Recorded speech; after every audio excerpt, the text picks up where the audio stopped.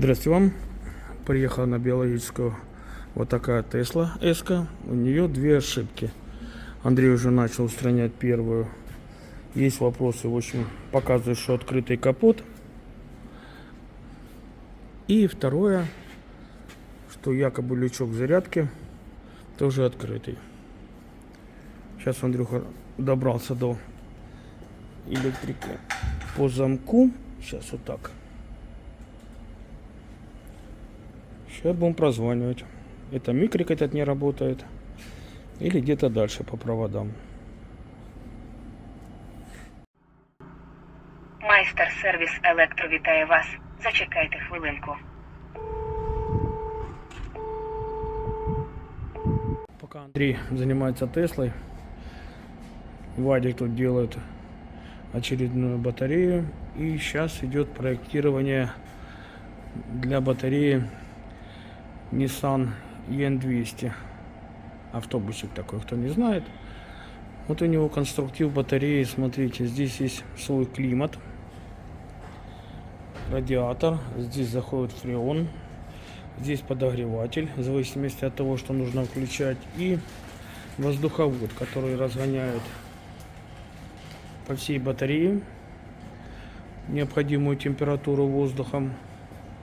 Все это выравнивается. Ну, в принципе, неплохо сделано по сравнению с лифом, где вообще этого ничего нет. Здесь уже придумали вот так. Ну, Вадик говорит, по элементам всунем сюда порядка 40 киловатт. Родная в EN200, там 24, для автобусика это совсем грустно. Будем следить за процессом работы. После того, как Андрюха вот тут, вот здесь именно в разъем почистился, пропаялся, вроде как заработало. Сейчас будем продолжать смотреть по зарядному лючку.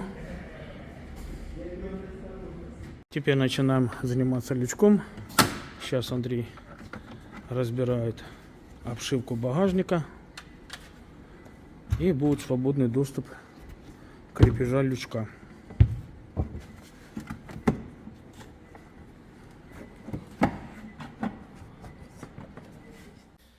Снял Андрей вот эту вот крышку с зарядного порта. Сейчас будем отсоединять. Наша цель вытащить зарядный порт и снять фару. Сам лючок прикреплен к фаре. И вот нужно проверить контактную группу, чтобы машина понимала, открытый или закрытый лючок. Вот тут расположена контактная группа. Вот и снимаем. Снял Андрей фару заднюю. Сейчас будем смотреть контакты, разъемы.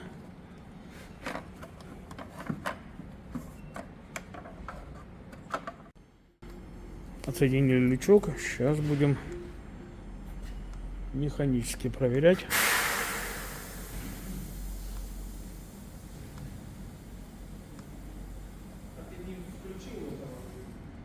Включил. Закрылся.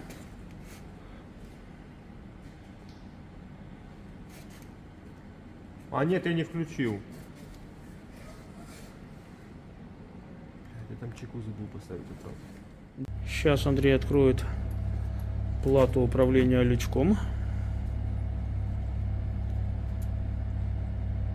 Визуально там возле проводов, где стоит резинка уплотнительная, было видно следы коррозии. Ну, сейчас откроем, увидим всю красоту. Так, вот так выглядит плата привода лючка Теслы. Вот смотрите, какая здесь коррозия, повыгнивала. Сейчас Андрюха это все смоет, почистит, посмотрит, есть ли смысл данной суеты либо покупать. Так, Андрей разобрался с данной платой, поустанавливал дорожки, все повымывал, повычищал, поправил пайку. Работа проделана. Сейчас это все собирается до кучи, будем ставить на машину, проверять, и будет вердикт. Так, и сейчас будем проверять на Тесле. Вот Андрей открыл люк. Закрываем. Ну, покажи, что показывала. Закрываю. Сейчас закрыли. На экране пишет, что закрыто. И на экране все нормально закрыто. Ну, вот не показывает. Все. Победили. Сейчас Андрюха постарается здесь собрать все. Ну, в данной ситуации уже разберется. Ну вот, здравствуйте всем. Приехала вот такая красавица троечка. Здесь есть она 2019 года. Здесь есть такая проблемка. Не хочет работать камера заднего вида. То работаю, то не работаю. Сейчас Андрей будет производить диагностику. Будем проверять. Сначала проверим, как говорится, контакты сразу по камере. Есть сигнал, нет сигнала. Потому что плавающая ошибка — это такая сильно противная. Начинаем. Итак, начинаем банально прозвонку. Есть подозрение на кабель, который идет с кузова на ляду.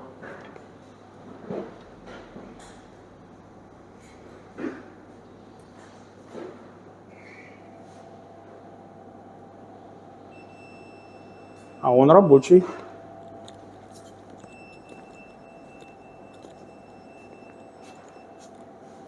Идем, не ты падла рабочая. Продолжаем. Возвращаем пока разъем назад. Сейчас будем подкидывать камеру, проверять. Надо искать причину. Не, вот это, пупырка сверху. Нажимаю. Да. Производим проверку. Пока не хочет камера работать. Все работают, кроме задней.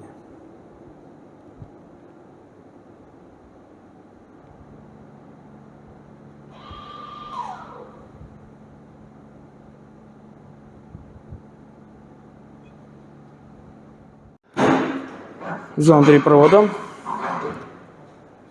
Сейчас будем кидать до самого блока, проверять, потому что на данный момент непонятно. Не хочет камера работать и все. Так, что мы имеем на данный момент? Вроде как камера запустилась. Но тут такая бедулька. В общем, она запускается. 5-10 раз работает, а потом опять перестает работать. Сейчас будем проверять. Вот эти вот плавающие ошибки, конечно, просто ужас.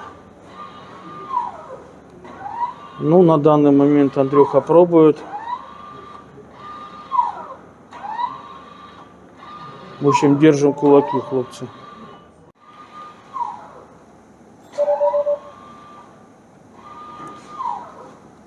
Поменял Андрей кабель.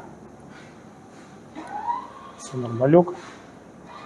Сейчас будет сборка и будут отдавать машину.